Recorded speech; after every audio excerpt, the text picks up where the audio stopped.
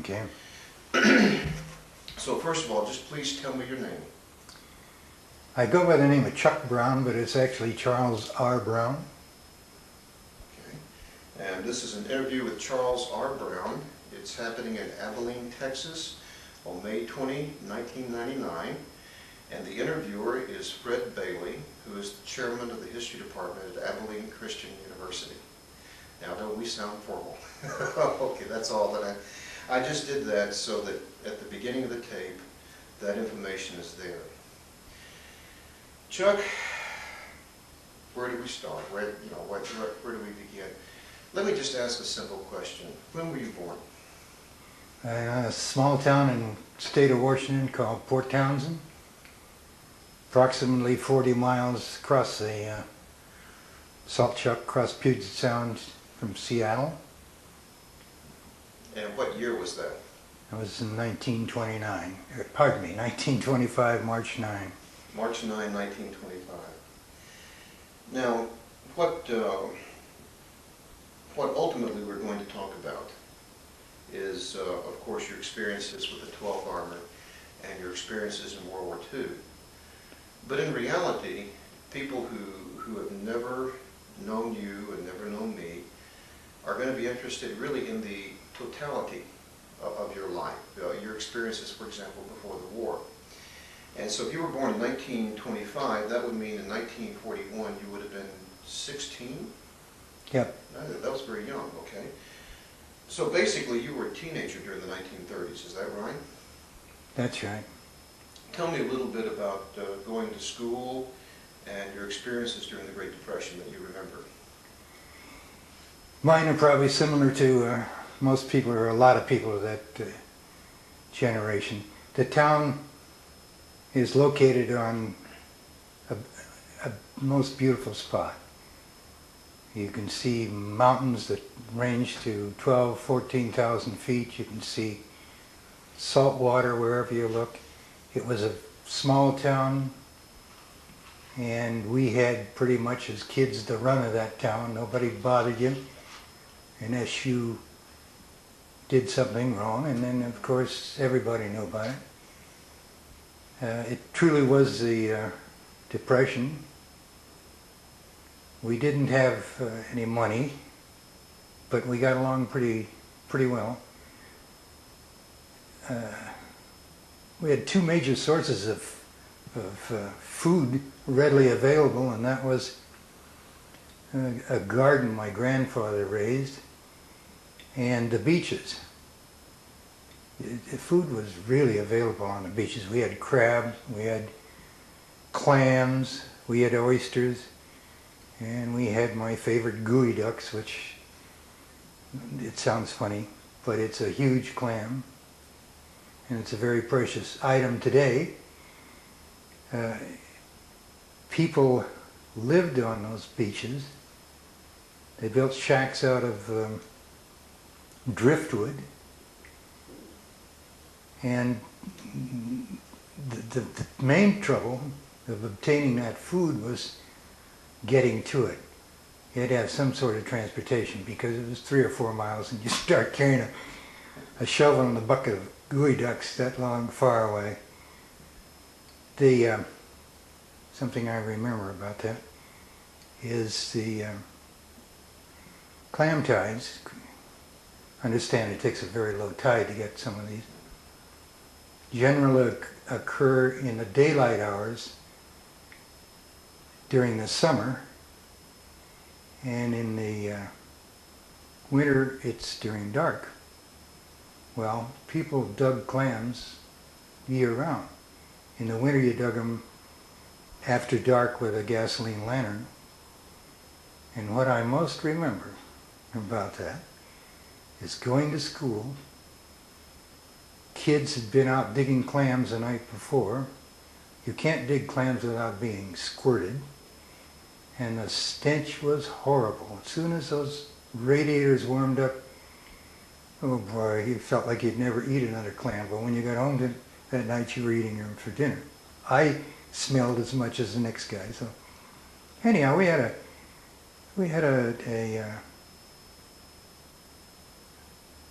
I didn't feel poor. I've heard others make that statement. I certainly didn't feel poor. I felt loved, and people were friendly. I could do as I wanted. Had a lot of freedom. Gee whiz, had freedom. Couldn't believe.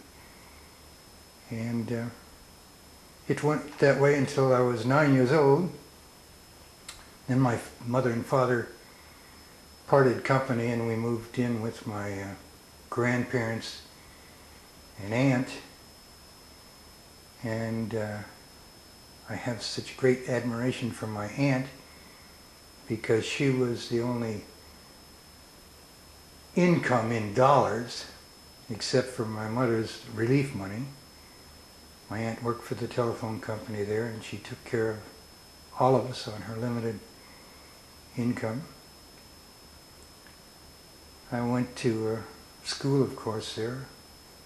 I enjoyed school, have pleasant memories of that. And a little later on when well, I'll tell you, one day I was working I had a part-time job with a dairy. It wasn't much of a job. It was a Sunday, and I was in this delivery truck with the boss. We were delivering milk or whatever, going down the main drag of town, and that day was December 7. At the time was a fort nearby, a Coast Artillery fort. A lot of GIs out there. The street was empty, and this GI, carrying a guitar incidentally, came running down the street toward us with eyes that big, it seemed to me, and he said that Pearl Harbor had been attacked. And so from that moment, life changed, of course, for all of us, but changed for me because within just a short while, got a better job at another dairy there, and began to have a few bucks in the pocket. Things, even though it was war, it improved in a lot of ways. Forgive me for one thing. I had something in my throat. I was sitting there enjoying the story and thinking, I can't run in the middle of this because that'll be on the tape. Actually, I was going to ask you about Pearl Harbor Day, and you responded and I appreciated that. In fact, just for your information, my father was at Pearl Harbor. He was? Yes, my dad was in the Army Air Corps and was attached to a B-17, survived, although his best friend did not survive that day. And later served in Italy, which he served in both theaters. So he was in World War II from day one. Isn't that interesting? Yeah. But let's talk about you, not my father, at this stage of the game. Excuse me now. That's a good summary. I appreciated that. That was very, very good. December the 7th, 1941, and as you said, that changed. You knew right then your life would be changed forever. How long was it from then until you entered the United States Army? Let's see, I was graduated from high school in June of '43, and the requirement was you register for the draft on your birthday, that being March 9, 1943. I was 18, and that was the age. But you were given a deferment until you graduated from high school. And so then, very shortly after that, in fact, just about the 1st of July, they called several of us up. We went to Seattle and were sworn into the Army. Had a 2-week furlough to take care of things at home. And I went in mid part of July there. Okay. Tell me a little bit about, tell me about your first day of basic training. I like to know how people, your first experience with the United States Army. What was that like? Okay, but could I back up just a little? Sure, by all means. Since we were talking a moment ago about induction, I found it rather amusing.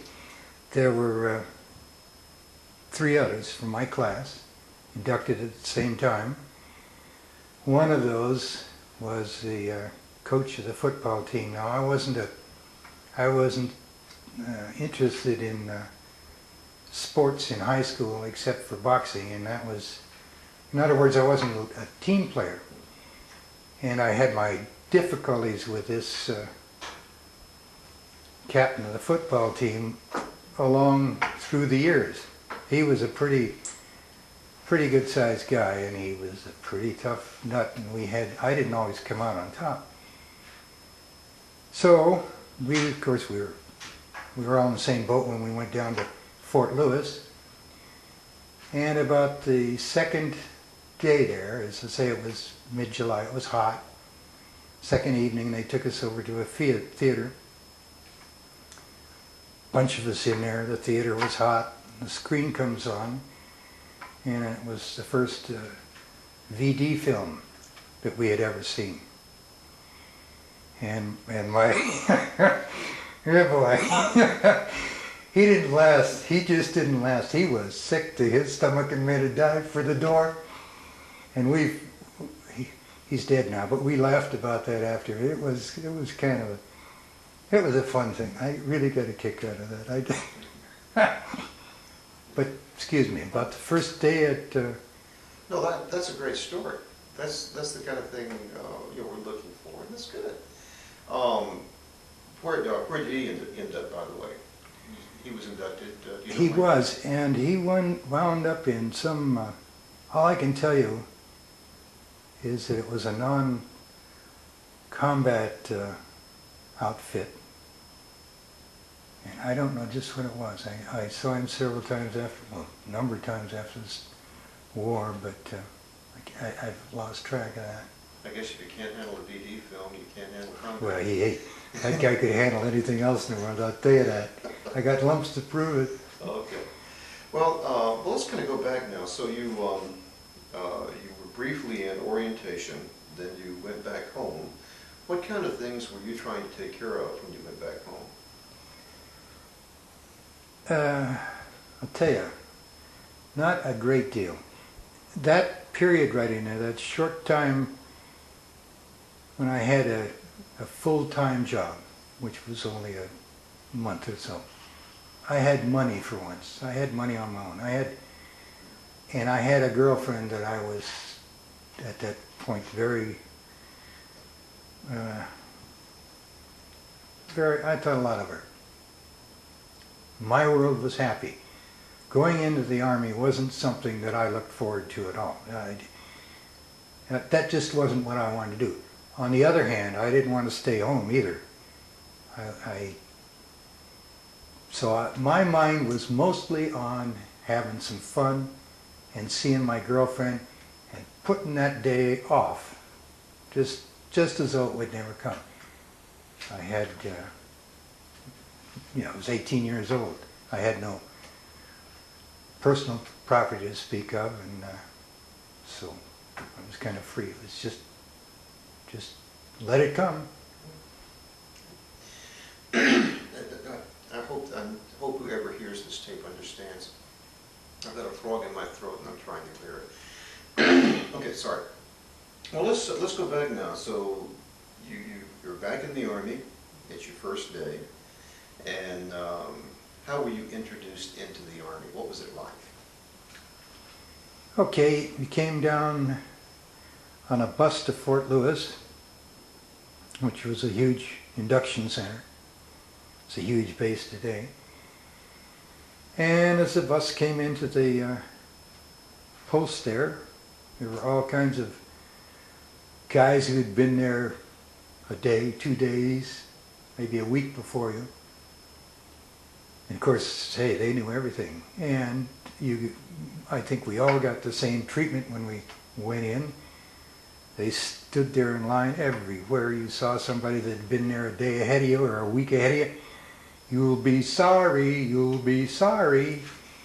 And then they began to give you a little comment about the square needle in a very delicate place.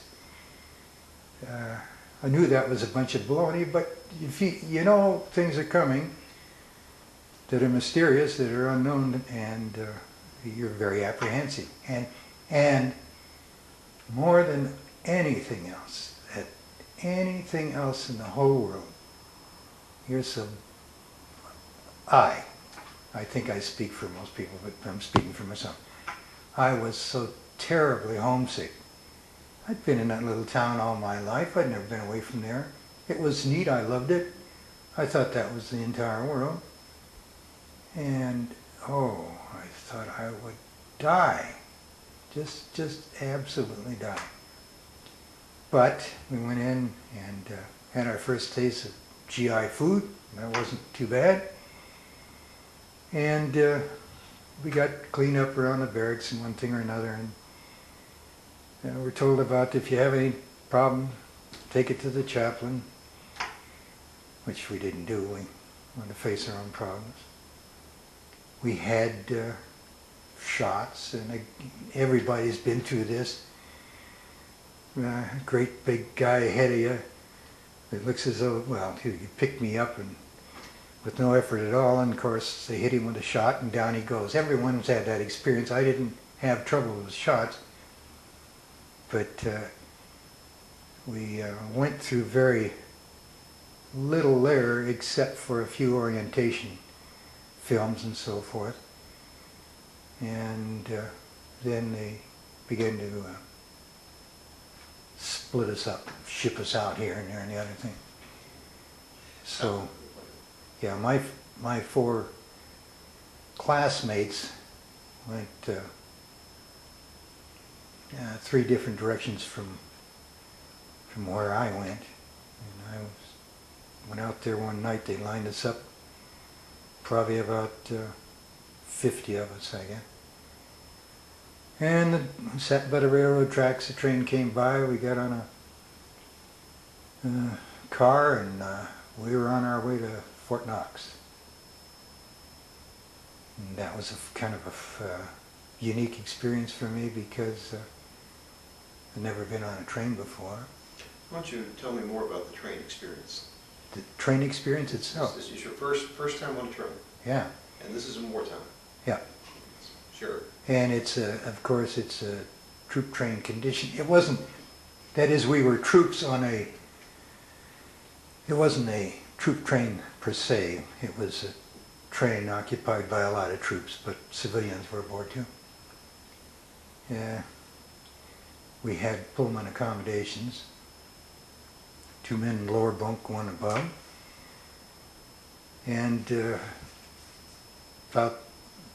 it was pleasant going across the country because you could sit there, nobody bothered you, and you were fed when you need to eat. We got to Chicago and we had a several-hour layover there. They marched us all down to a restaurant and fed us, and I'd been to Seattle, but at that time Seattle was a pretty small town.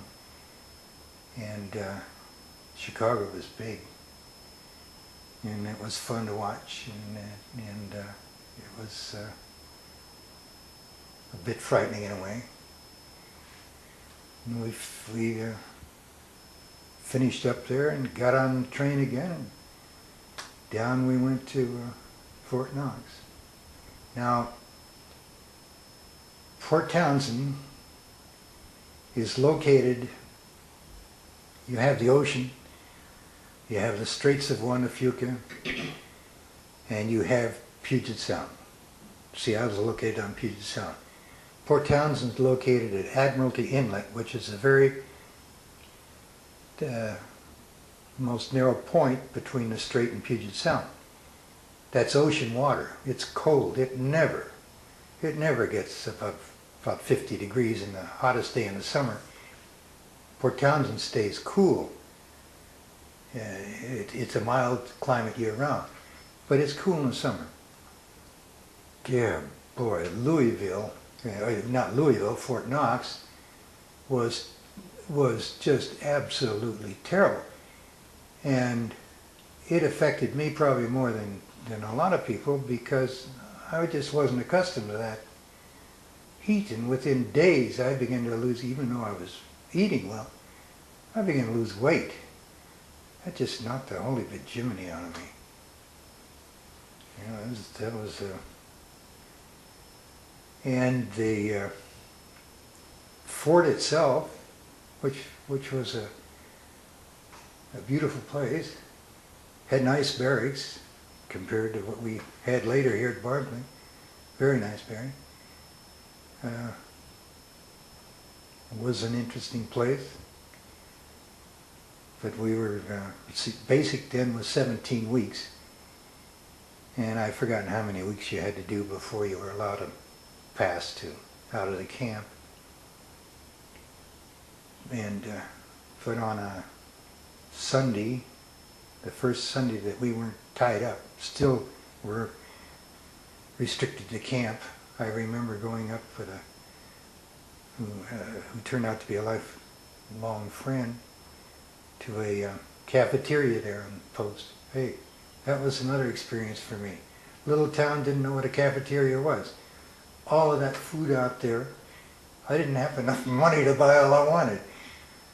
But yeah, that was a real kick. I'm thoroughly enjoying this, by the way. This Well, is thank you. this is fun. I didn't look forward to this because I was very nervous. But you've certainly. No, your story is so. On the one hand, it's very special because it's you, and on the other hand, is the story of so many. As I would say, it's Americana. Sure. It is absolutely Americana. At what point do you become a part of the 12th Armor? Okay, we finished 17 weeks of basic, and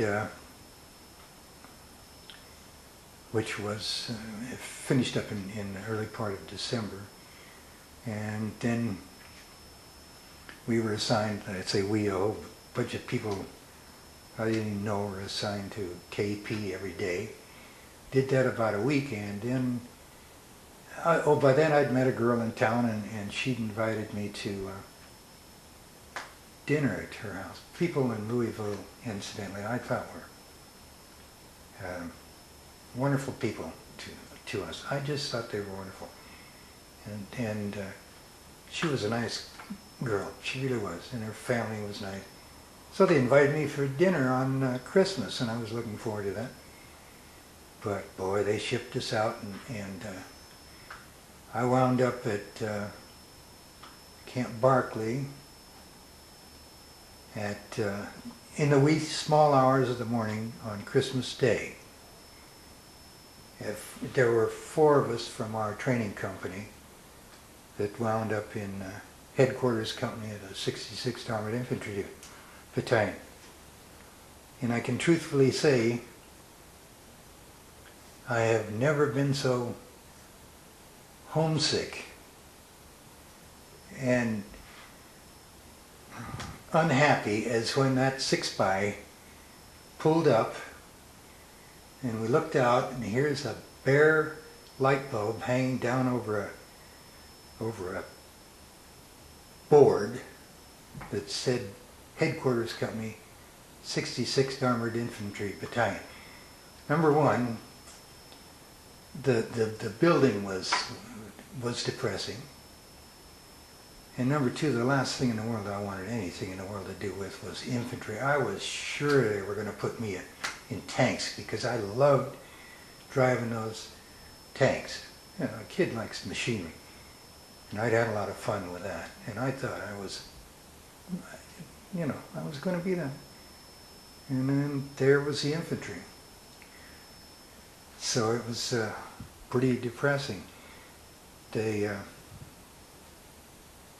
Well, I went over to a barracks. My friends went the other way.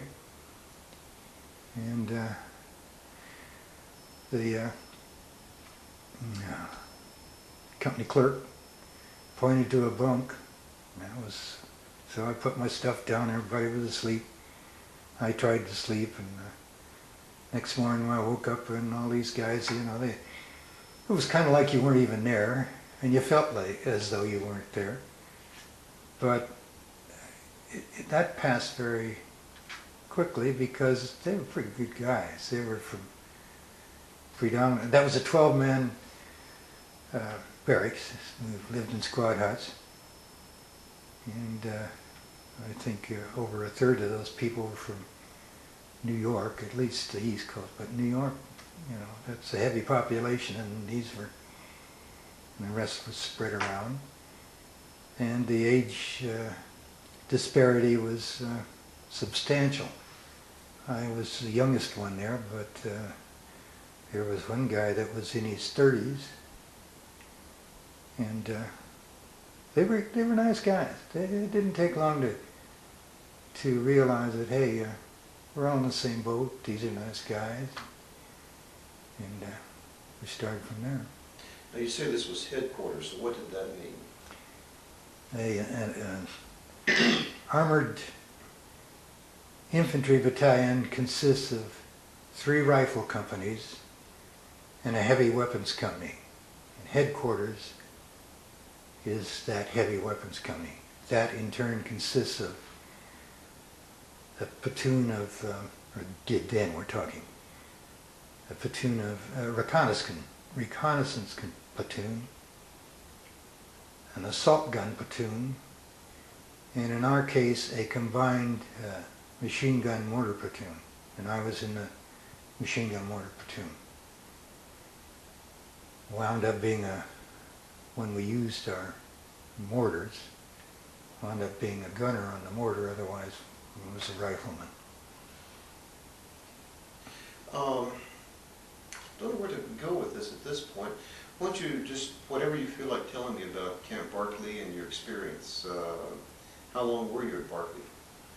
Till the division went over, and I can't remember the exact date of that. It was late in the summer, as I recall. So we were there about 9 months, as I recall. So it consisted mainly of training. In fact, it was almost all training, and that took place to a great extent out in the field. We would go out on a daily basis with our platoon leader, go out early in the morning, come back in time for chow at night, or if the company might go out, spend a couple of days, or the whole darn battalion might go out. And there were numerous weeks where we would leave on a Sunday afternoon, stay in the field that entire week, and return at noon on Saturday. And of course then you had to clean up your gear and so forth, and after you'd done that you usually had a pass to go to whatever you want to do. If you wanted to pass, go to town. And we did that quite frequently. Went to Abilene. There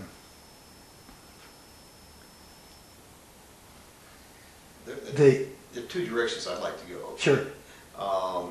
And I want to come to the passes and stuff like that in a second. But I suspect if you were out in the field a great deal, you must have met quite a bit of the local animal population, didn't you? Yeah, I made a comment about that. Yeah, tell me I about wrote just Go ahead and just... Yes, we discovered the most diabolical insect the world ever created in the form of the chigger. I don't think that the rattlesnakes, no problem. The other things ran around, horny toads, we put one on his bed, the armadillos. No, that wasn't a problem in any way, but oh boy, those chiggers that kill you. That was just, it was pain, it was suffering. You'd wake up in the morning, if you were back in the barracks and you wake up in the morning, yeah, and then the blood on the sheets, and those things stayed with us until we got to Camp Shanks, all the way across the United States. I think it was a 6-day trip across there, and they were still, you know, they don't leave you. They don't. They're potent little buggers, whatever they. And I never saw one. I have never seen a chigger. I've had the results, so I don't know anymore. But when we were out in the field, of course, we were sleeping on the ground, and they were there. I saw rattlesnakes, a good number of rattlesnakes, just where guys had killed them. But I never once saw a live rattlesnake in all the time that I was there. I didn't want to, but I mean, you know, I was surprised by that. Later, after we finish this interview, because it's not about me, I'll tell you, I grew up in the South, I'll tell you about chiggers. Okay. I can relate to that. Painfully relate to it. Could I say one other Sure. thing Oh, about that? No, this is your interview. Say. That period in training there and so forth,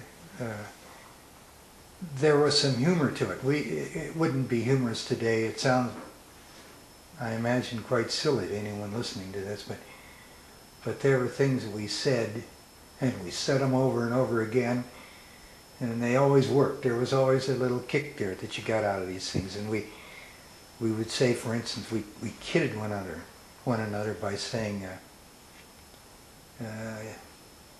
"You're so dumb, you think Western Union's cowboy underwear. Ain't you had no schoolhousing?"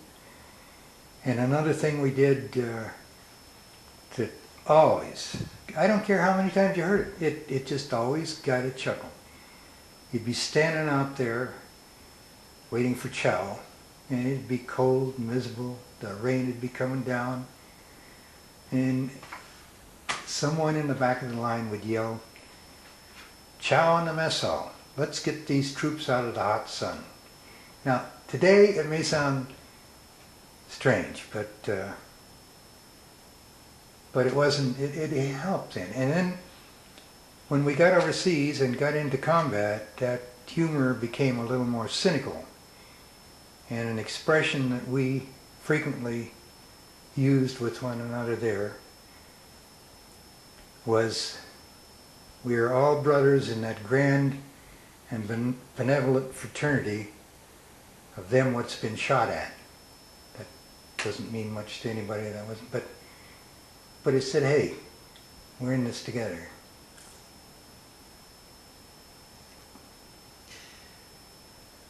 You were 18, 19 years old. Yeah, 18 when I went in.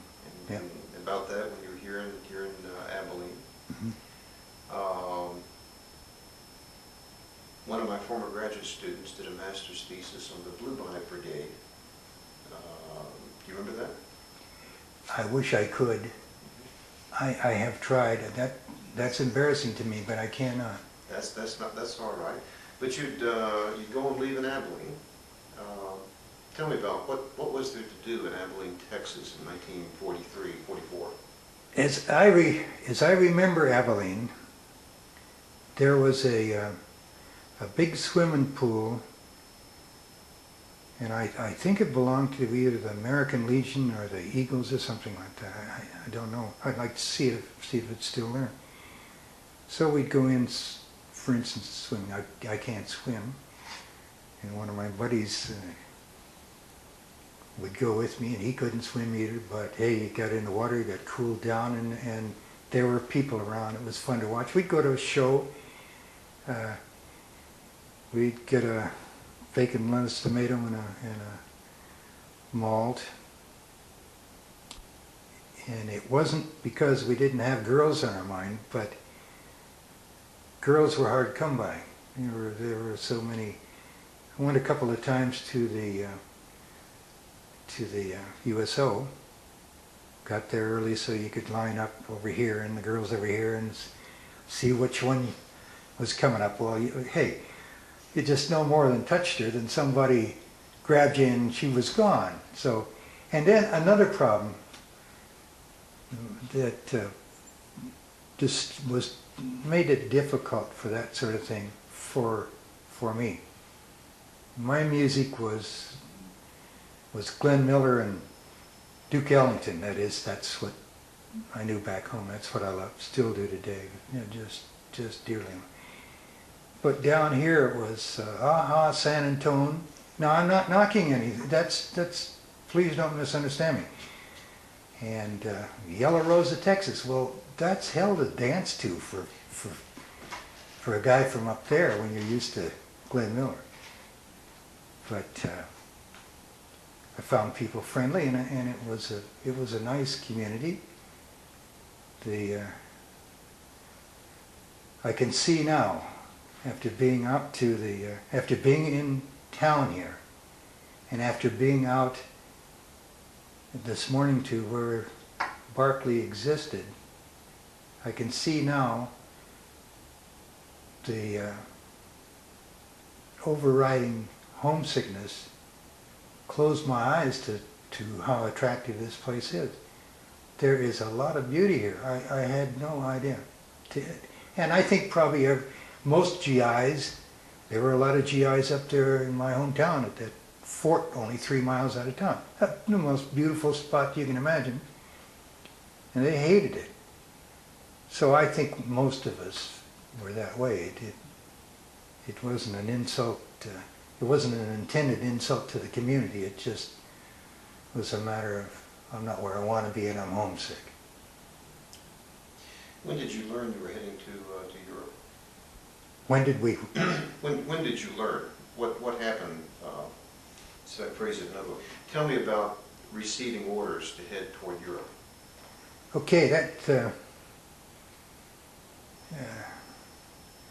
I was ready to go on furlough. In fact, I had my bag packed and was going to leave the next day. And I remember that very distinctly. The company clerk came over to the barracks area and stuck his nose in the door and said, "All passes, all furloughs are canceled. We're going over." And it happened surprisingly soon after that. We immediately began to cosmoline, dip all our weapons in this preservative. It's terrible stuff. I don't know whether they still use it, but that's terrible stuff. And we got new uniforms and one thing or another, and within a very short while, we were all assembled to go over. So, that's a vivid memory. Can we come to that vivid memory in just a second? I want you to. Sure. I know what cosmoline is, actually. Good for you. But the people in this tape don't. And since you have a vivid memory of it, tell us about cosmoline, and especially about getting it out of the cosmoline when it was all over with. Yeah, well, it's a very heavy grease, I guess you would describe it, of some kind. It's sticky, very, very hard to remove. In fact, when we got to England, to Tidworth, we used gasoline to remove a lot of that, which was foolish, which was very foolish. But it protected your weaponry against moisture. They were useless until that cosmoline was removed, of course. But the actual movement, we were marched down to the tracks there in Barclay, and I guess it was a whole darn battalion was strung out there along the way. And of course, this was to be a troop train. Troop trains in those years consisted of a mixture of cars, whatever was available, but a lot of it, in fact the majority of those troop trains were former box cars that had been modified for one use or another, and it was not comfortable equipment. You were certainly safe and you had food and that sort of thing, but it wasn't first class. These cars were going by very slowly, going by, and finally the train stopped.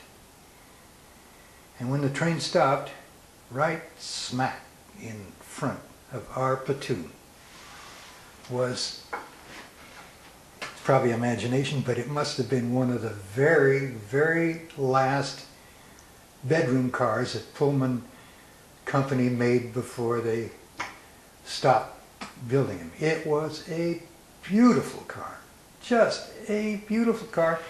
We were loaded onto that car. I think there were 4 of us in a bedroom, and we lived for the next 5 days like absolute kings. I think about that time and time again. That was a big moment. And the train pulled out, started across the country, and of course it moved at a very slow pace. And the memories I have of that are the scenery. We sat there and watched it go by, and there was a lot of beauty. We were headed for Camp Shanks in New York. But that train would stop frequently in towns along the way. In fact, it almost always stopped somewhere in a town, and people would be out there.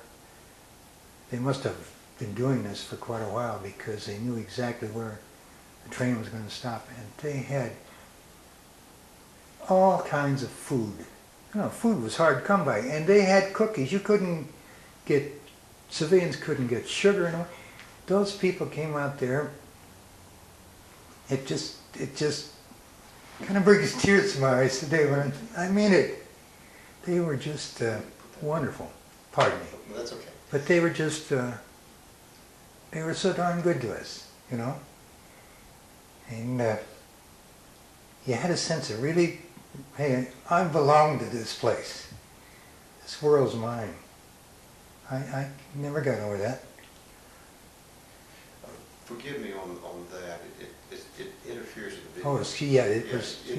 And that's okay. I understand that because when I was in high school and college, I was on the debate team, and one of the hardest things the coach ever did was get me to put a pin down, because I'd stand there and go click, click, click. Is that right? Yeah. And so that's why, in fact, I used to take my rings off and everything because to avoid being nervous. So don't worry about that. But so I wasn't getting on to everything school. You had a few days in New York, I understand. Yeah, that I think there's something kind of interesting there. I had a pal, and I might, if I might digress a moment about this. He was from a small town in, then a small town in Connecticut. It's no longer a small town. And we went through basic together, and we were close. Oh, geez, I think so much about him because he was a neat guy. We had a lot of fun together. He was a little older than I, a little bit more sophisticated, and when we got suspicious about when we were going to go overseas, and we went to town one day here in Abilene, and of course we had on our Class A, the suntans, and he said, let's go in and have our picture taken to send to our folks, because we should do that. I wouldn't have thought of that. I wouldn't have thought of nothing. We went up these stairs to this photographer, and this gentleman was truly the spitting image of the Kentucky Colonel, Colonel Sanders. Oh, he was a handsome, very elderly man, but with all of the hair and the mustache and the beard, and he had a camera that I know was a lot older than he. It was an antiquity, and so he took our pictures, and I thanked him when I was paying. I think we were standing there. I thanked him, and he said, "Oh," he said, "that's all right." He said, "I'll take anybody's picture except a damn Yankee." Well, here's the guy from Connecticut. I'm from the north, of course, but there's a real Yankee. And of course he was kidding. But I thought my friend Chris Green was absolutely going to collapse. Now to go back to Camp Shanks and POE, yes, we did. We spent, I suppose, a week there, but I don't know exactly. And during that period, in fact, right at the very end of that period, Chris and I were given a pass to to go where you wanted, but you couldn't, no, it was to New York City. And he knew his way around, of course. We went into New York City and had a dinner, and we went up where all the lights were flashing, where you could see the news on the lights going by, and well, it was a great experience for this kid. And we finished dinner and we came out, and he said, I'm going to call my folks. Now understand, he could have been home on a train in actual transit time in 3/4 an hour. But he couldn't go without taking one heck of a chance, and he wouldn't do that, and I don't blame him. So he called his folks. And Chris was such a unique guy. He always had a grin on his face. I don't care what happened. That guy had a grin.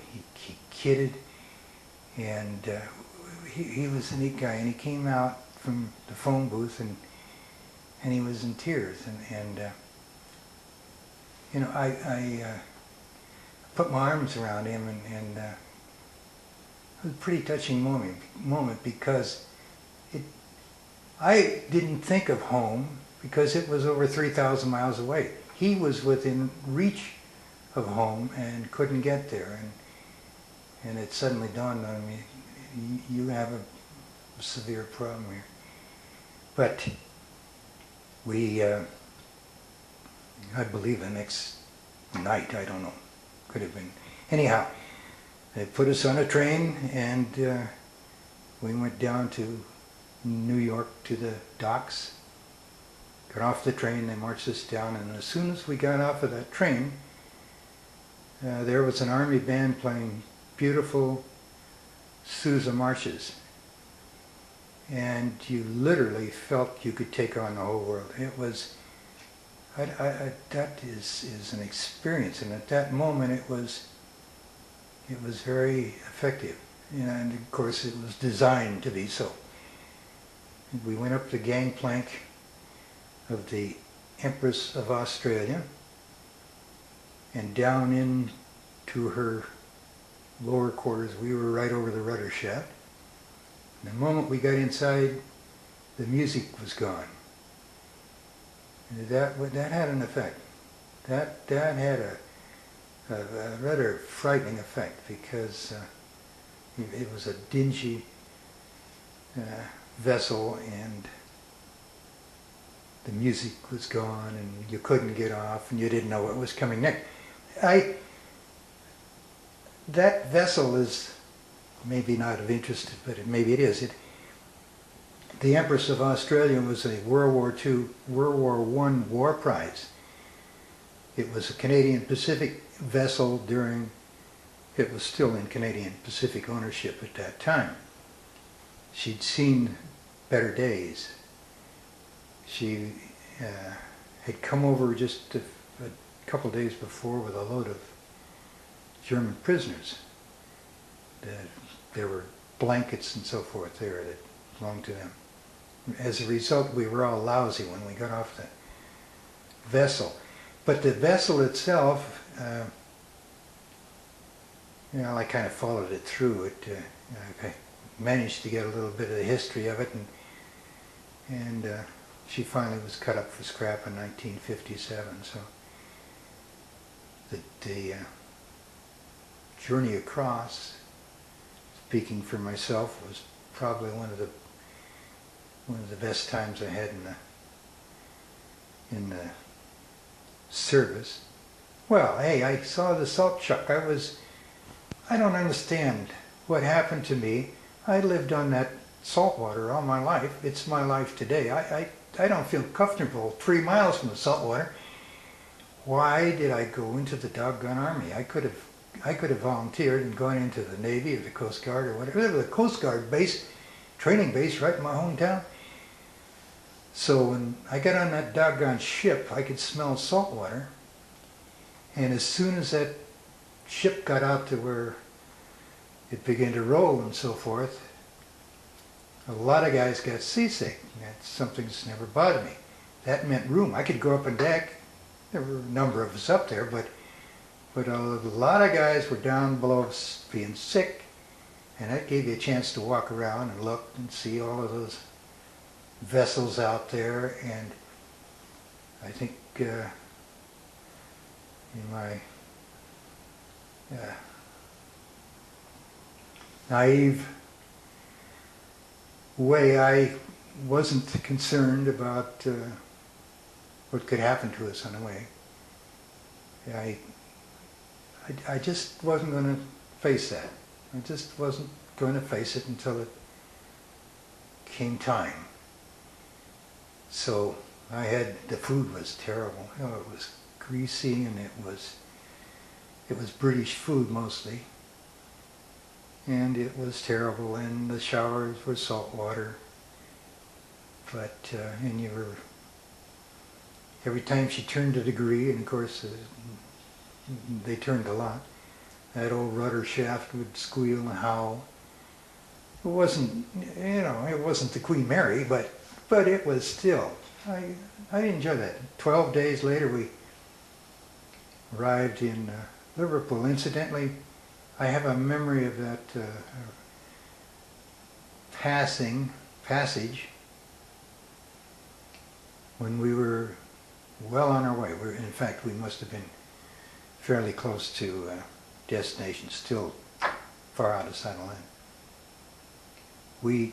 Our ship passed very closely within, it seemed to me, within just a couple of 100 yards of a ship that had been hit. And she was settling, she was abandoned. The flag had been struck. Obviously no one aboard. Her decks were awash at that point, but she was settling just as though she were sitting on a sandbar. And that's what I thought for a while. I thought, that tub's sitting on a sandbar. How did they go wrong? And then that's not right. We're way out here in the ocean. And but we arrived in Liverpool, and I found that extremely interesting because we offloaded at night onto trains, and Liverpool was a seaport, the huge one at that time with warehouses. Liverpool was far enough north so that they showed some lights. It wasn't total blackout.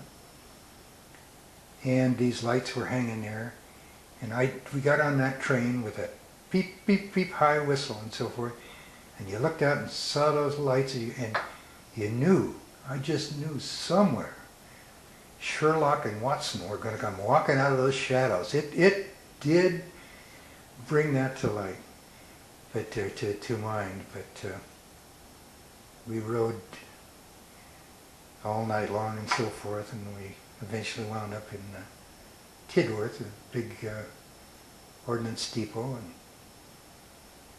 we spent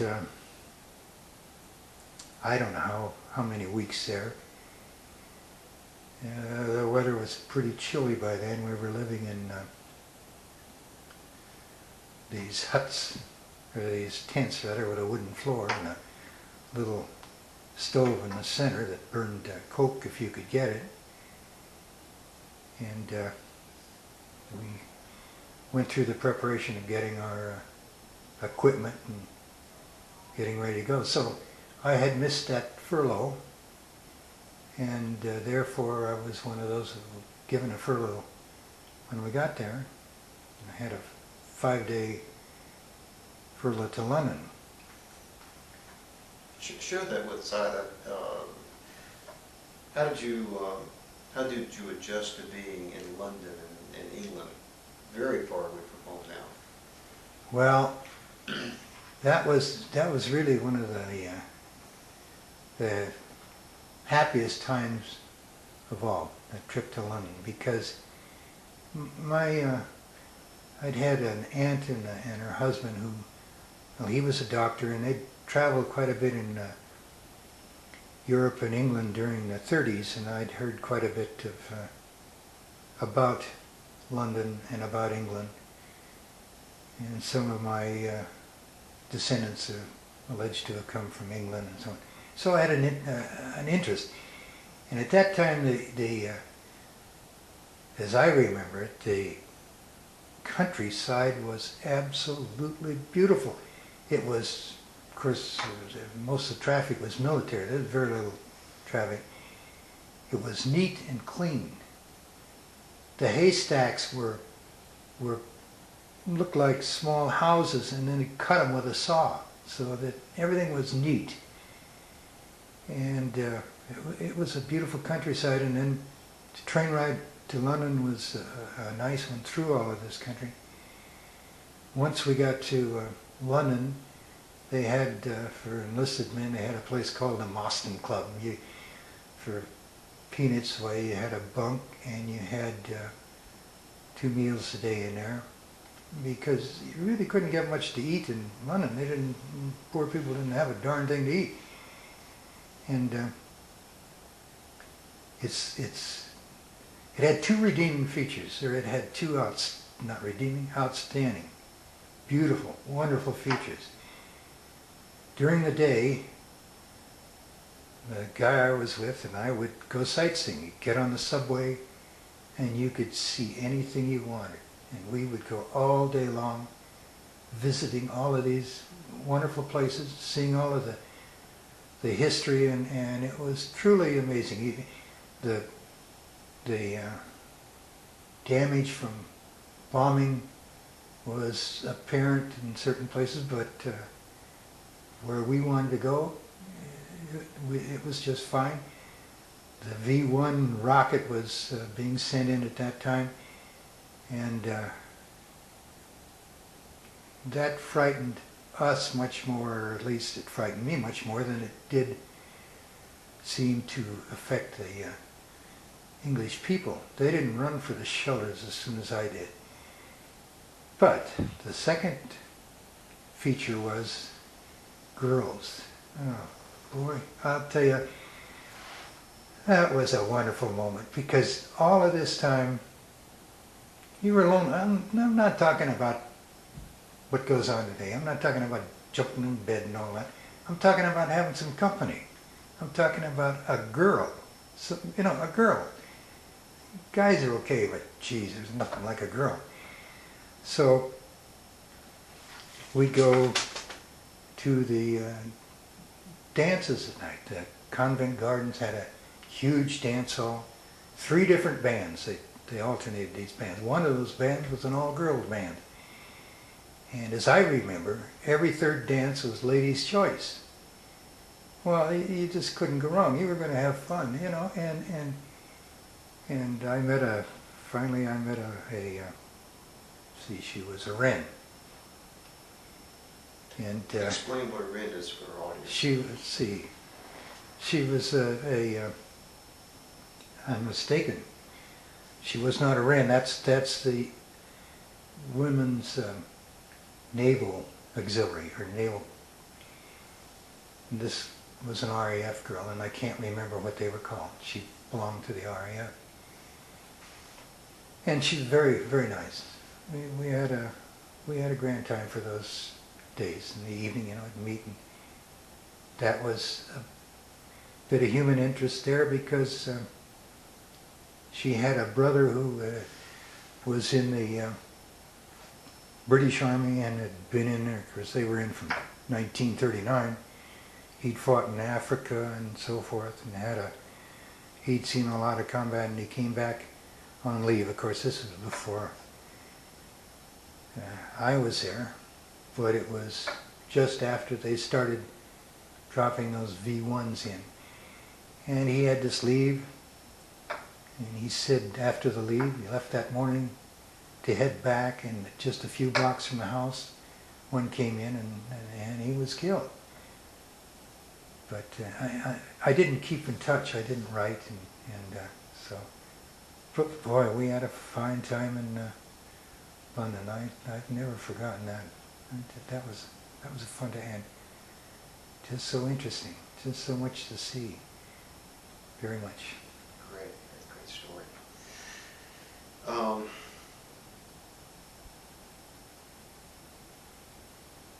did you get across the channel? Well, we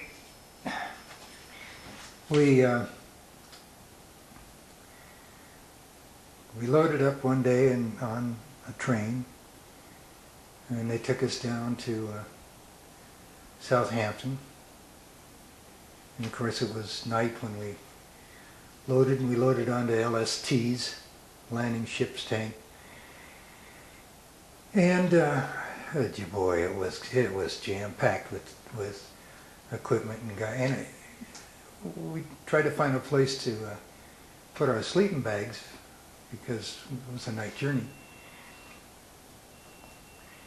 Well, you just couldn't find any place, but there were a couple of 6x6s with their tarps up, and they were located under the elevator that takes the equipment up to the top deck. So Chris Green and I figured, well, hey, we'll put our bags in where the canvas dips on those 6x6s, and it was a terrific idea. It was outstanding, except once we got out into the channel, which was god awful rough, and the water began to go over the decks, and the elevator leaked, and we began to get wet. And I can't remember where we spent the rest of the night, but we had to get out of there. Anyhow, we had wonderful chow on that LST. The Navy served better stuff than the Army. And we were up inside, not on the equipment deck, but up inside, where we had our mess and everything. And this sailor came by with a copy of Time magazine. During those years for the military, they published Time and Look and I don't know how many other magazines, void of advertising, and they were smaller in size. But other than that, they had all the same information. Well, he was going from guy to guy and asking them what their job was. He knew we were infantry, and he was asking what our jobs were, because in this particular Time magazine, they had an article in there. I don't understand why they did that, but they had an article in there that told, based on, I guess, military information, how long you could expect to last if you were, say, a machine gunner or a rifleman or a mortarman or whatever. And we had a sergeant who was about 6'3", and this guy came down with us, asking, and he'd tell the guy, you got so, and this sergeant, he heard him, and he took his arm like that and he backed him up against a doggone bulkhead, and he said, if you don't get out of here with your magazine and your article, he said, you're in deep trouble, or words to that effect, of course. And I didn't see the guy again, but I've thought about that a lot. What was wrong with a guy that he'd pull something like that? I mean, we were scared enough, we were frightened enough. And then we landed in Le Havre. Of course, Le Havre was, I believe, the worst damaged city in France. It had been hit by the Germans, and it had been hit by the British and bombers and our bombers, and it had been hit by our naval shelling. It was just gone. And we marched out of there through a designated route that had been cleared of any duds and so forth. And we got to a hill. Excuse me, we got to a hill, and that hill was a long one. We were packing all our gear. It was a long hill. But we finally made it to the top, and they had trucks up there, open top trucks, and we were loaded in, stood up with our gear like this. And that hill stuck in my memory, and a few years after I got out of the Army, I visited some friends of my family who lived in another town, and I hadn't seen him for quite a while. He had been in the Canadian Army in the First World War, and he had gone in through Le Havre. He had walked that hill in the same manner, identical, no different, same thing. We had something very much in common at that time. So we went on to first night we spent out in a muddy field, and I think the second night we spent in a hay barn, which was a pretty good deal. That's nice living. And then we very shortly after that came together with our equipment and loaded into our half tracks and began to move across France. Could we pause just a moment? That part a moment ago. That's on. Kind of count to 10 for me, will you? 1, 2. That's enough. Just wanted to make sure. Now, one of my, I get so tired of counting to 10 when people put me where you are. And so I like to either do the Jabberwock, or one of my favorite nonsensical poems is, as I was standing as quiet could be, a great big ugly man came up and tied his horse to me. You know? Because all we're doing is doing a voice check here.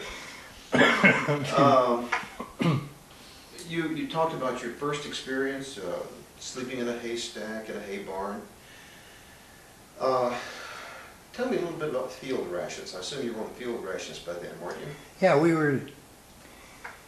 were initiated, I believe. I don't think we'd ever experienced field rations in the States, to C's and then K's. The C ration was a nicer meal, if you can call either ration nice, consisting of 2 cans, one with various things, hash and weenies and so forth. What the heck, was spaghetti and meatballs, several things like that. The other can contained a small packet of toilet paper, 4 cigarettes, some hard biscuits, and some powdered coffee and powdered fruit juice, either orange or lemon. That's my memory of those things. And a K was a single cardboard box that had been dipped in, immersed in wax. Inside you had a can of 3 different meals. You had a breakfast and a lunch and a dinner, or whatever you want to call it. But they were small cans of one thing or another. Again, you had your 4 cigarettes, you had some toilet paper, you had in one of those a fruit bar, breakfast. One of those you had a concentrated chocolate bar, but you always had cigarettes, which is most disturbing to me today, but that's the way it was then, and I surely took advantage of the cigarettes. We ate C rations as whenever we had a choice. Our first choice was when they'd bring the kitchen up. Second choice was C rations, which we carried, of course, all this we carried in our tracks. And the third was K's. They had an effect on you in a very short while. And that is that since they were concentrated, very high caloric content, but not much volume. So when you did get back, after you ate these for a week, 2 weeks, and then you got back to the kitchen or where they served a full-size meal, well, your stomach didn't have room for it. You got filled up in a hurry. Happened, first time I can remember that happening was on Christmas Day. They had that incredible meal. It was wonderful. Turkey. Everything that goes with Christmas. Everything that goes there. Mashed potatoes and dressing, cranberries on. And both sides of your mess gear were heaped high like that. The mashed potatoes and gravy were up here. And the last thing they did was drop a cigar in the mashed potatoes. Of course, it had cellophane around it, but we couldn't eat much of that food because your stomach wouldn't accommodate it. Well, forgive me. How long was it from the time you landed in France till you first saw combat? Share that with me and share the first experience. I would have to be vague on that because I don't know exactly when we crossed the channel. And of course we were a long ways from any combat. D-Day was gone, breakout at St. Lo and so forth was long gone. We crossed looking at destroyed, endless miles of destroyed German equipment and eventually some U.S. equipment. Our first combat, our first contact with, and that wasn't combat in a true sense, but our first contact with shells and the sound of battle and one thing or another took place, I think it was Alsace. It was quite a ways up there. There was an impression that formed then. As we got closer to where the battle was going on, we began to see bodies, German bodies. Didn't see any U.S. bodies. And again, in my naivete, I thought, hey, it's silly, but I was a kid, you know. And I thought, this isn't going to be so bad because it's the other side that's getting killed. Don't see any GIs. But of course that was because we policed the dead immediately. The Germans were retreating and they couldn't do so. And when I saw the first GI body, it changed things. It changed things dramatically. And my first, if you're interested in hearing, my first contact with the debris of battle was some of our outfit had been committed. And 2 or 3 guys from my platoon, I was with them, were assigned to this aid station. Now it was muddy, it was very, very muddy, very wet. This aid station was up as close to the battle as they could be in relative safety, but it was nothing but a tent pitched in the mud, a couple of big tents. And they would bring the dead and the wounded back on tanks because that was about the only vehicle that had handled that mud. Our assignment was to put the dead in mattress covers, take off, I've forgotten, we took off one dog tag, and we were supposed to take off their galoshes, which were issued at that time because there was a shortage. And some of these guys were in rigor mortis, some of these guys were not, but it was terrible trying to put those people in it was terrible for us. It was a terrible shock. Some of the guys went in wounded and they came out dead a few minutes later. And then I looked down and there was this red-headed guy from Spanaway, Washington. I'd gone through basic training with him. We'd both gone to the 12th, he'd gone to one of the rifle companies. and he was dead already. And I was putting him in a mattress cover. And that was a terrible shock. It just really shocked me. From there I can't remember exactly what we did. I do know that Christmas Day, we had our mortar set up, and we killed our first German with that mortar that day. And we received some shelling. It was minor, but we learned what shelling was like. We received it. It was bitterly cold. No snow, but it was bitterly cold. I remember getting into that sleeping bag. We dug 2-man holes, and oh, that was wonderful to get in there and get warm that night, I remember.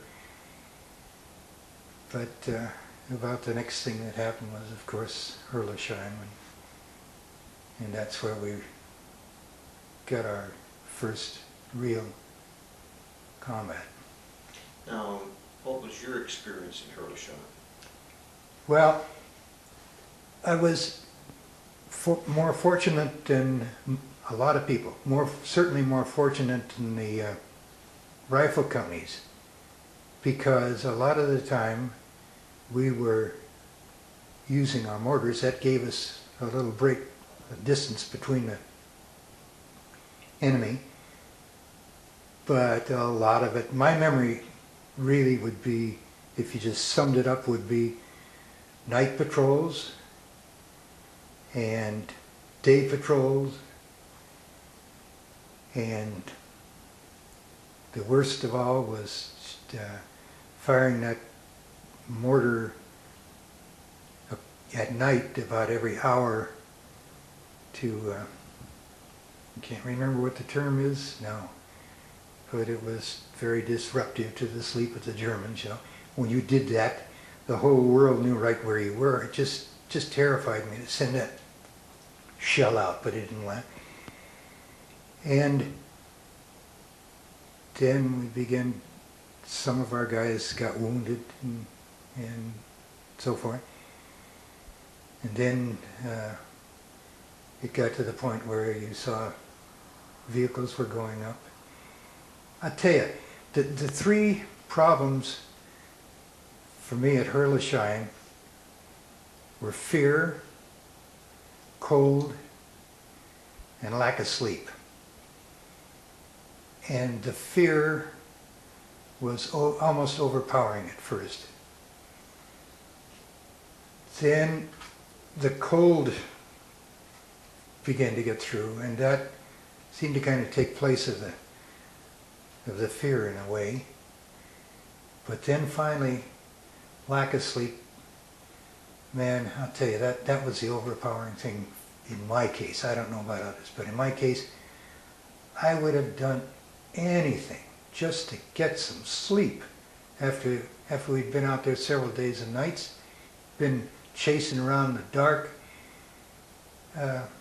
One night a German patrol came up on our half-track, and they spotted them. I didn't.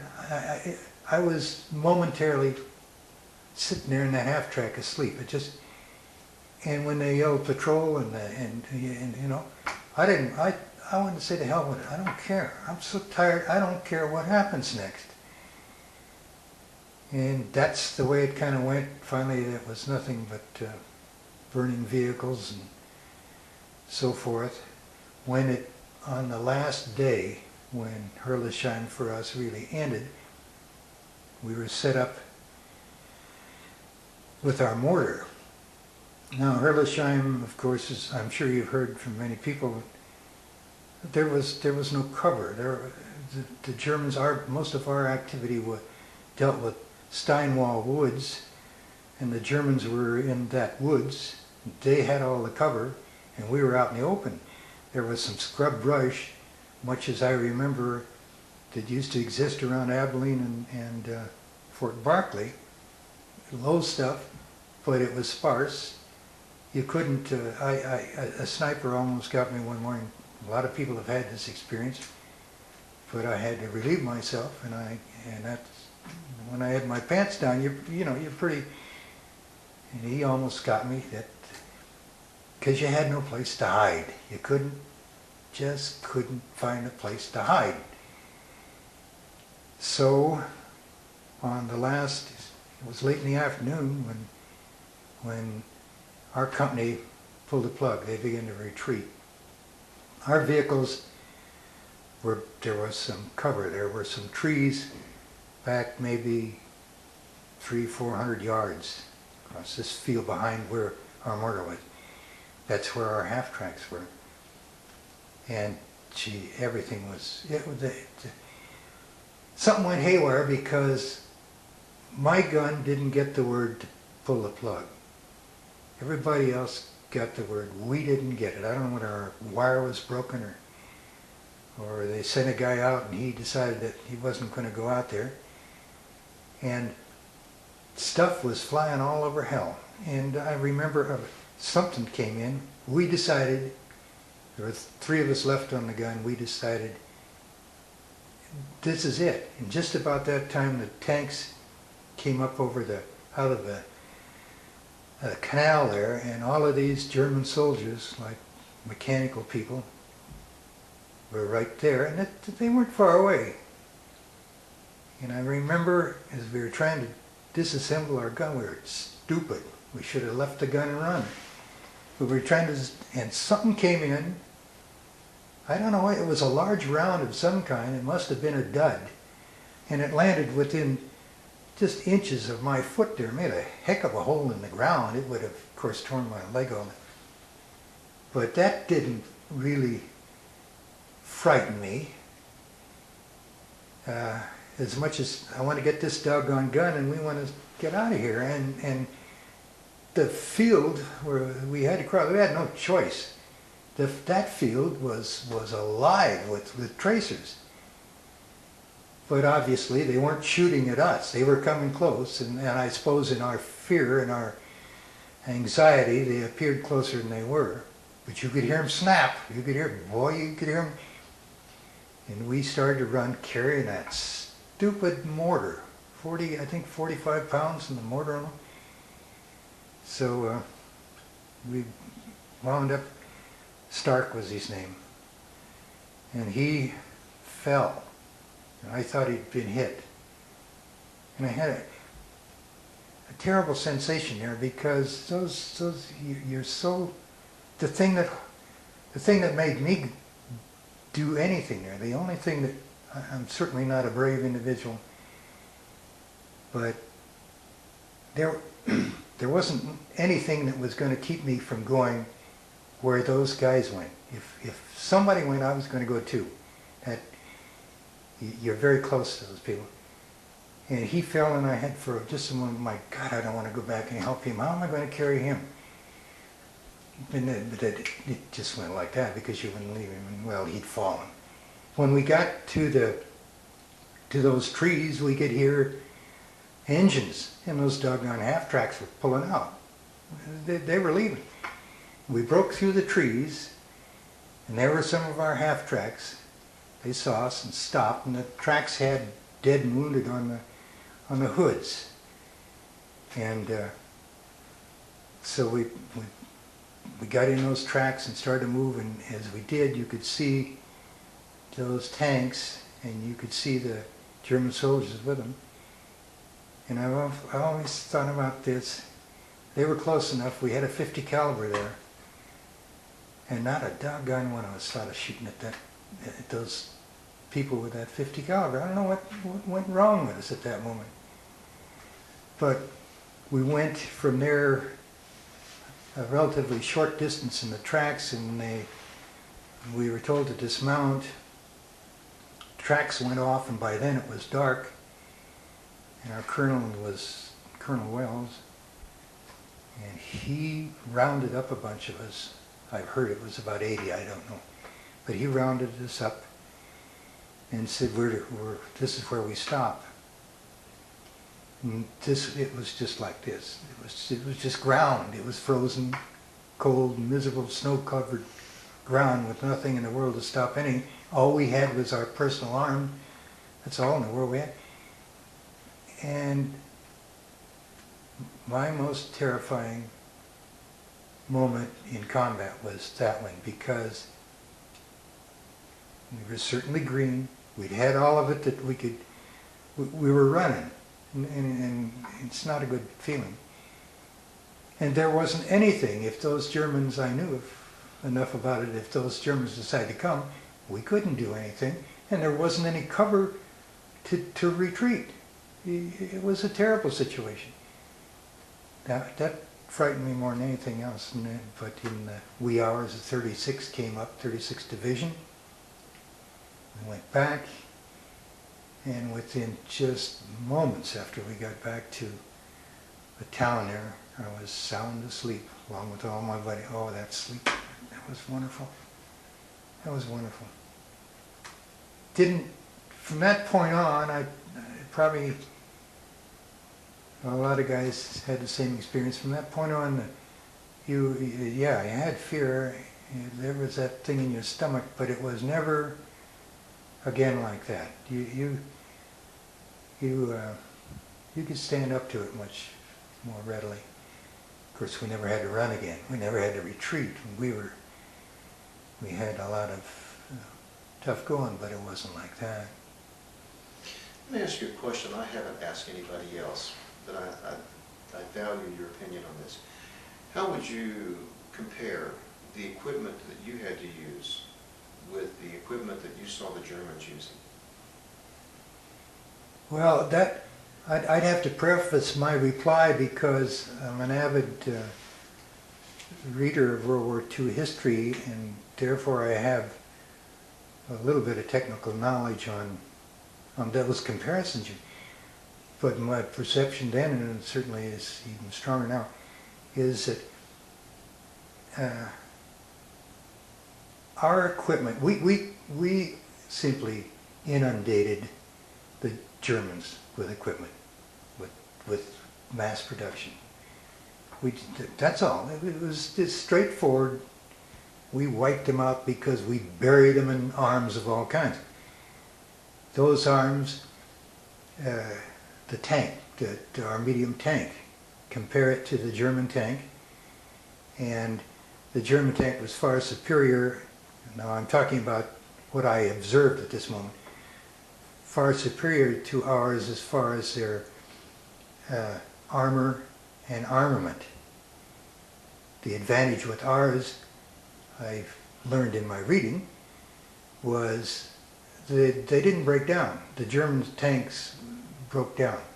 Another advantage our tanks had, we had a turret that just turned the handle like this, and the turret turned.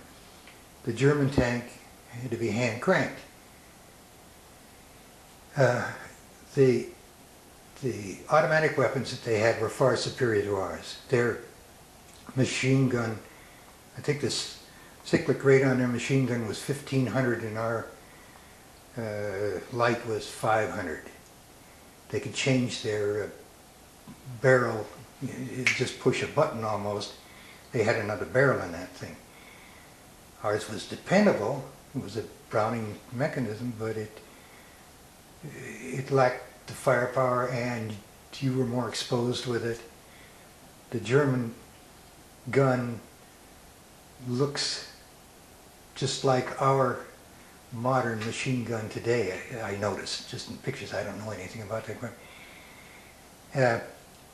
Where we had it, and they had other automatic weapons that were superior to ours. Where we had it hands down in and that 88. Oh Lord, if the Germans had 3 more 88s, we'd have lost the war. That's my feeling. It was a wonderful piece.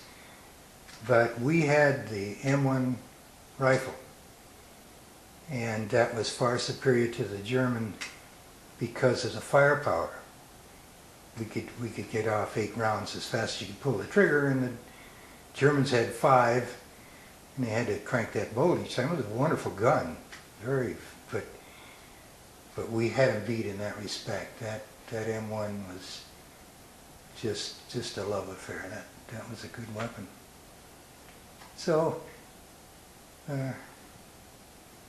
overall, I think that sums it up. We had the mass production, and they had the highly technical stuff. You saw combat after Herrlisheim? Yeah, went on through to the end. I was not wounded. We went from there to, oh, I can't remember the places we went, but I remember some incidents along the way, if that's of Sure. interest. Share with us. I remember showers. You got filthy, dirty. You lived out of your helmet. You scrubbed yourself and your clothes in that helmet. It was too cold to wash in streams or whatever you had. But we finally got to a shower. And this shower was a 6x6 truck that had a large intake that was dumped in a river that had floating ice. It was bitterly cold. This truck had tarps down on either side, and my recollection is there were 6 shower heads or so on either side of that thing, so you were in out of the weather when you were in there, and that water was as hot as you wanted it to be because it was heated with gasoline as it came up out of the water. It was run by the quartermaster, and they were predominantly black. So the guy running this one we got in he was big. He was one big man and a nice guy. And oh man, we got in there. It's just that shower. You just wanted to live in there. And he told us how long we had. And he told us when the time was up. And he said, and he gave us a little longer. And he said, "You got to go now. You got to go." Well, he had a hose. And that hose was connected to the river water. Very effective. Yeah. But that shower was a great thing. I can remember every shower we had over there. We had another one in Strasbourg in a miner's building where your clothes went way on up to the ceiling on a hook, and I can remember those. And those were a wonderful time.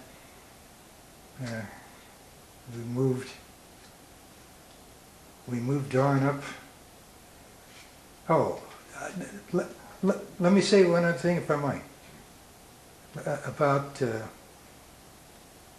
result of Herrlisheim. We received replacements after Herrlisheim. I don't know how long. And these poor buggers, the ones we got one in our squad, some in our company. These poor buggers were on a train all the way from the coast of France, a 40 and 8, those cars all the way across the France in that bitter cold. And they came in to us in the night. They were scared to death, and they were wet and miserable and half sick. So the guy that came to our squad, he was shaking, he was cold, and his feet were wet. And I had a pair of dry socks. And I gave him that pair of dry socks. And we became true buddies. I mean buddies in the sense that word means. Absolutely inseparable. And remain so.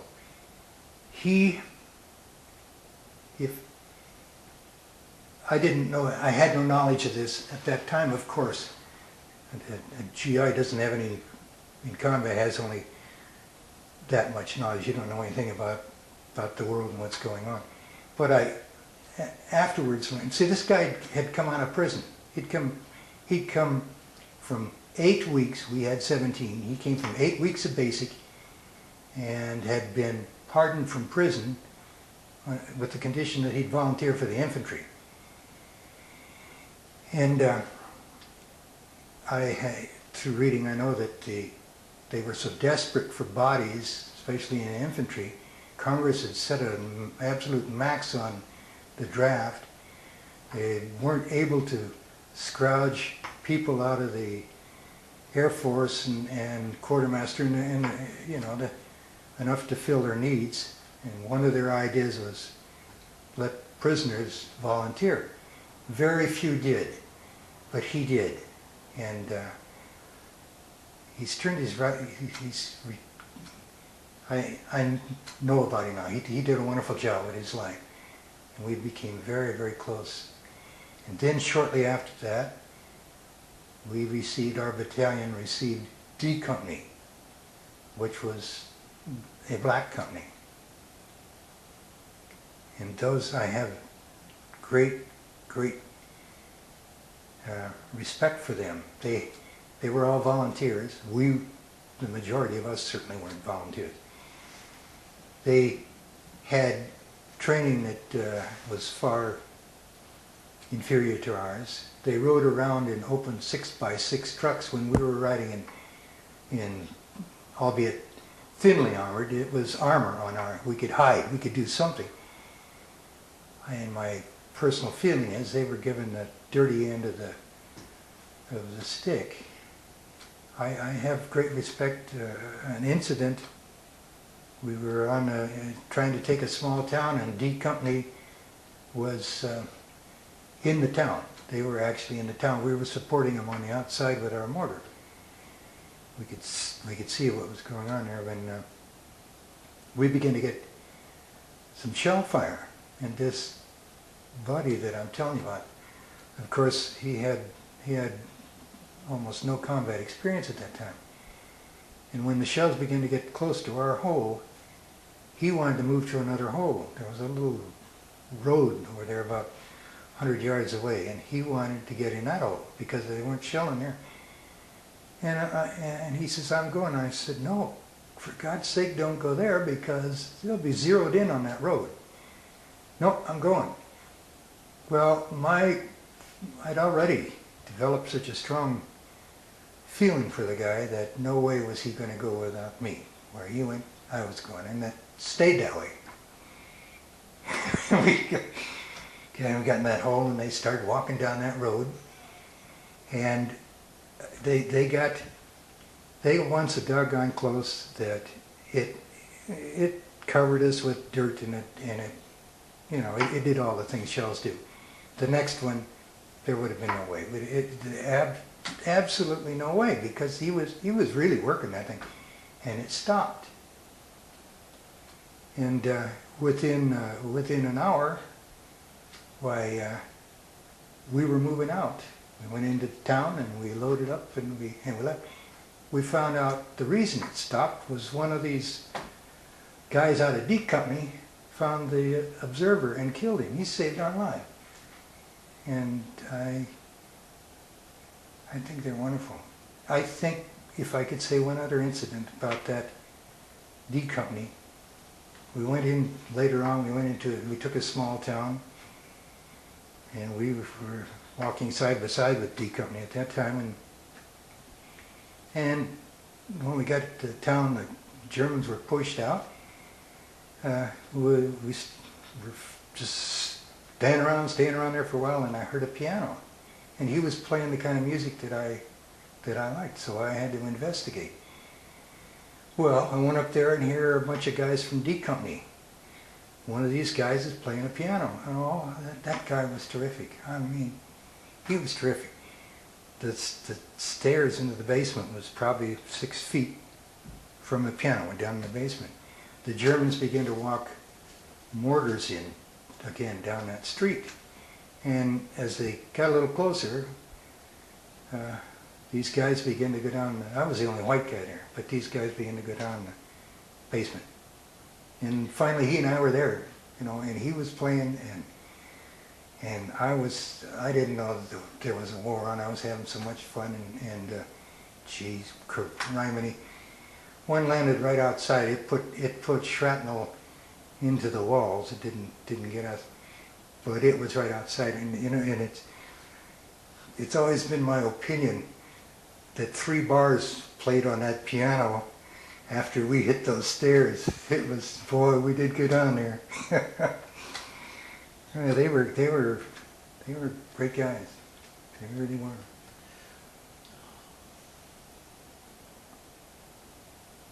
after stories like that, it's hard for me to figure out to help you go where we want to go next. I've got two questions in mind. I think I'll go with this one first. One of the things that the 12th Armor is noted for was the liberation of the concentration camps. Did you participate in any of that? Yeah, the only thing I can tell you about that's still very disturbing to me, and that film we watched last night over there was very disturbing to both me and my daughter. I got sick there, and I thought I'd seen... Forgive me, sick last night or sick? No, sick, pardon me, sick when we went into that camp. Okay. I don't know which one it was, I don't know Yeah, how much, but I didn't think I'd ever get sick to my stomach, and I did. And the thing that disturbs me so much is that we didn't spend a great deal of time there. We began to move out, and there were a few of these poor souls who were able to walk. And of course they were desperately hungry. And we foolishly gave them rations. Well, you know that'd kill them. You know, those were very concentrated rations. And I've thought about that for so long. I bet that guy didn't last at all after he got his first food. Those were terrible. Understand. Do you remember the day the war ended? Yeah, I mean, I remember that. Sure. I remember that very well. Incidentally, if I could, just before the war ended, we were it was just a picnic. We were running all the way to Austria, and it was beautiful, and it was warm, and we were going along in convoy. We hadn't fired a shot for a long while. Nobody had shot at us. Our supply sergeant, someone who was far removed at all times from combat, was riding in his truck. He was even up ahead of our half-track in the column, riding along with his driver and a sniper. Shot him. One sniper out there somewhere shot him through the neck and killed him. I think the next day it was over for us, and it was only a day or two before the war was in, and he had never come close to being hurt in any way before, and he was dead. But anyhow, we pulled back, and they announced that it was over. And if you're wondering what the feeling was, it was certainly a feeling of relief. It was a bit exciting because there were numerous German airplanes, fighter planes, flying around the next morning, and they were flown by our pilots. You know, they were having a ball. But it wasn't really over. You knew in the back of your head that the war was still going on. It wasn't really over. And there was a strange feeling about, now I'm worthless. What the hell am I worth now? It was a letdown. There's something about combat is a terrible thing, but it has there's a beauty and a feeling of I'm really a part of this. I'm just a little guy, but I'm a cog, and I need to be here, and I'm worth something. And when it ends, what do you do now? You know, it didn't last too long, but that was an emotion I had. Just a little adjustment here, not much there. That's just a little bit better.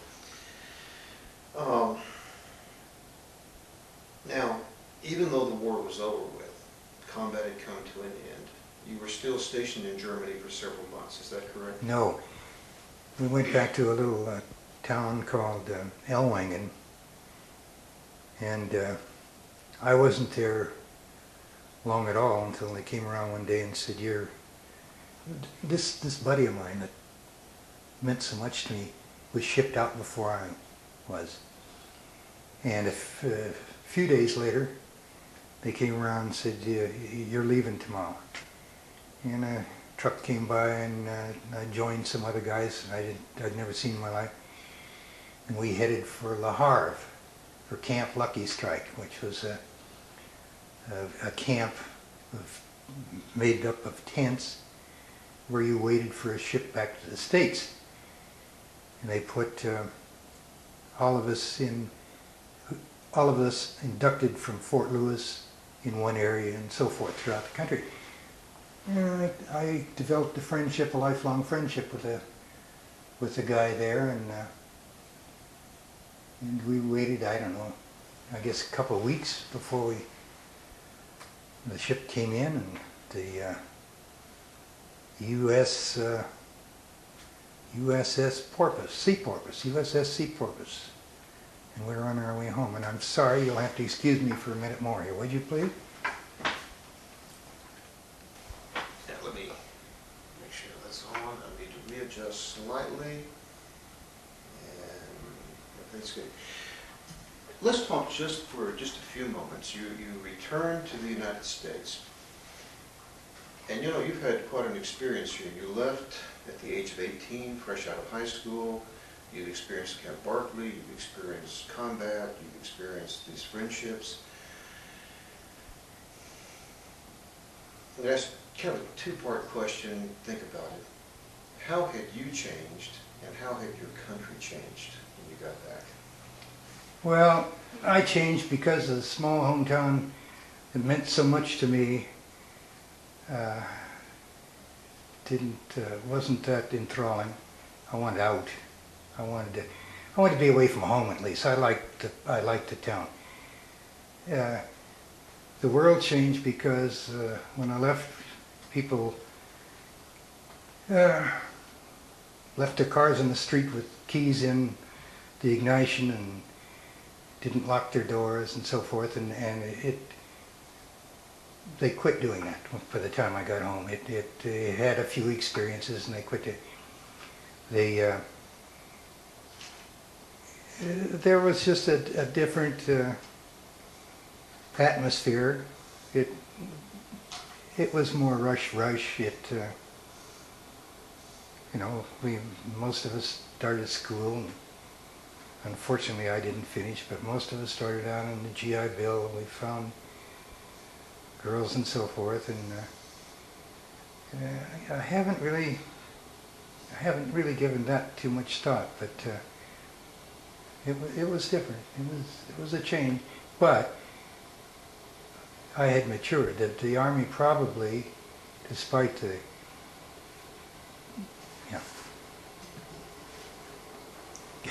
I'm glad. God, I'm glad.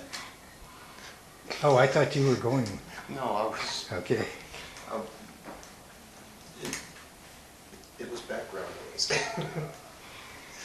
Okay, continue our conversation for those who are watching this tape 20 years from now. And there will be people watching this tape 20 years from now and longer. You talked about girls and life had changed. Of course, you're ready for the rest of your life. So what did you end up doing? Well, I started, the first thing I did was go back. I'd been a poor student in high school. I lost interest and my grades suffered. So I wanted to go to college, and I knew a guy who was going back to a prep school in Washington, D.C. So I went back to there with him on the GI Bill for a year. And then I came back and started college. And by then I'd met the girl who has been my wife all these years, who produced the child you saw today. And she got sick. We were both going to school, and she got sick, and I got disgusted and quit. And I should have stayed. But anyhow, I went from there to, I went back to school. I learned to